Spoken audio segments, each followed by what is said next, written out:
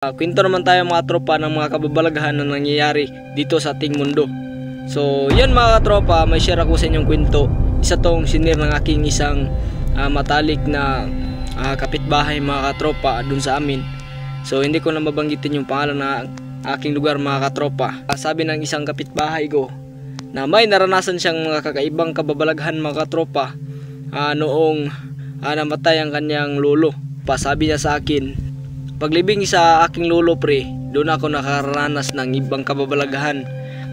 Isang umaga daw yun mga tropa, nalinis siya sa kwarto, sa buong bahay, at saka sa kwarto ng kanyang lolo.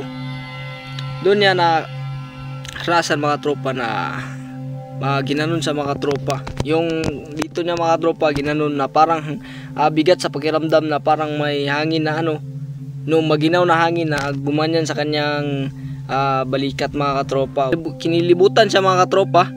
Kaya sabi niya sa kanyang sarili na, lo, kung magpaparamdam ka man ngayon, sana wag ngayon kasi ako lang mag-isa dito eh. Napakadaya mo kung ako yung pinaparamdaman mo. So yung iba naman, sabi niya. So maya kakaunti mga tropa, sumirado yung pinto. So pagsira ng pinto mga tropa, pag ganun sa mga tropa, kasi kung ikaw pala yung ginanyan mga tropa na isirado yung pinto, kasi isirado yung pinto at wala namang tao nakasama mo, nakalibutan ka talaga mga katropa. So ang ginawa niya mga katropa, pinuntahan niya yung pinto at binuksan niya.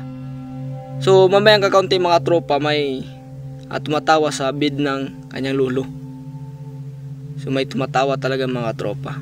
So sa mga senaryo mga tropa, dapat hindi natin yan pansinin.